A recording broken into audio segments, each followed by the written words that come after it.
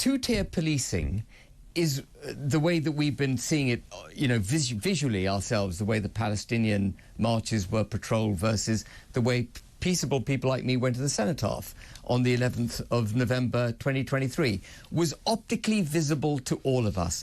But there's a reason for two-tier policing, and it's part of the regulatory and legislative framework. So when the Prime Minister says that we haven't got two-tier policing, he either doesn't understand the regulations to which the entire country is subject, or he is being disingenuous.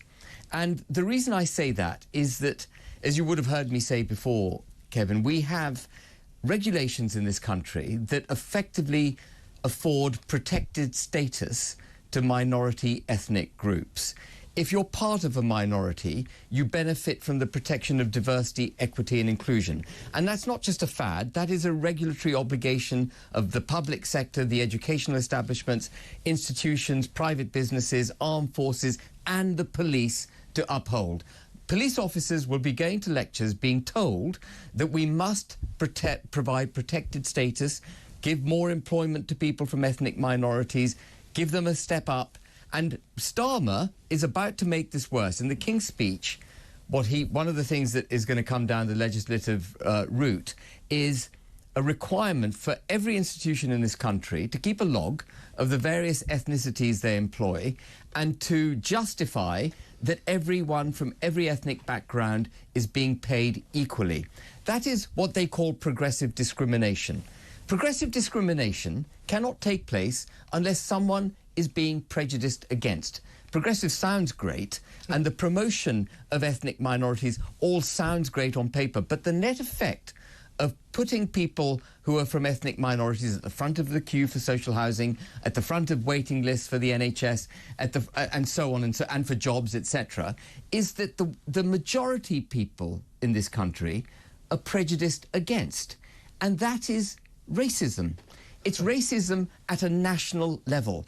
And the police are just one institution in the country which is subject to this. So it's no surprise that we see two-tier policing. I would be surprised if we didn't see it, because that's what they're trained to do. And the Prime Minister should know that. And I just want to say one other thing before I finish. You may recall that the Criminal Sentencing Commission a few months ago said that the criminal justice system should be blind. That's the essence. Exactly. It should be utterly blind to who you are. One-tier policing. One-tier policing and one-tier judicial system too. Doesn't matter what colour you are, where you came from, your faith, etc. You get treated under the law in courts equally.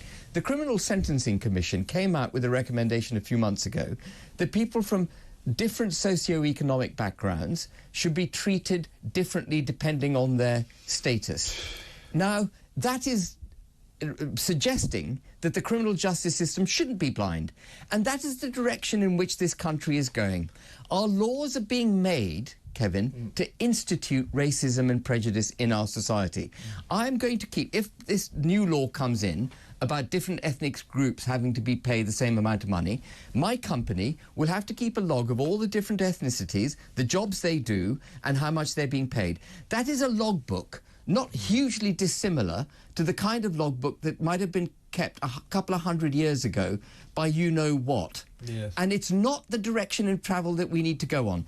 What we've got to drill, and we've got to drill it very, very hard, is that the root cause of the problems of these riots is the prejudice put in place by regulations and legislation passed by this government, including Keir Starmer, who's a proponent for progressive discrimination. And it is the majority who are being discriminated against, and it is the majority now who are saying they've had enough.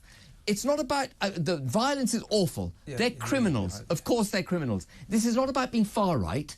This is about people who've had it up to their teeth with it. I agree with you, Ben. Well said. But it is not good enough for our Prime Minister to just say, this is just far-right thugs. It's not just far-right thugs.